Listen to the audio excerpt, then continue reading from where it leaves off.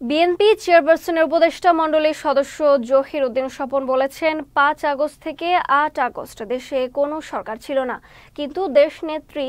খালেদা জিয়ার পরামর্শ ও নির্দেশে, তারেক রহমানের নির্দেশে মহাসচিবের ব্যবস্থাপনায় বাংলাদেশে একটা অদৃশ্যমান সরকার চালিয়েছে বিএনপি। আজ দুপুরে ভোলা জেলা বিএনপি আয়োজিত সমাবেশে জেলা বিএনপির কার্যালয়ের সামনের সড়কে প্রধান অতিথির বক্তব্যে তিনি এসব কথা বলেন। সমাবেশ জেলা বিএনপির আহ্বায়ক গোলাম নবী আলমগীরের সভাপতিত্বে ও সদস্য সচিব মোহাম্মদ রাইসুল আলমের সঞ্চালনায় আরও উপস্থিত ছিলেন বিএনপির জাতীয় নির্বাহী কমিটির সদস্য ও সাবেক সংসদ সদস্য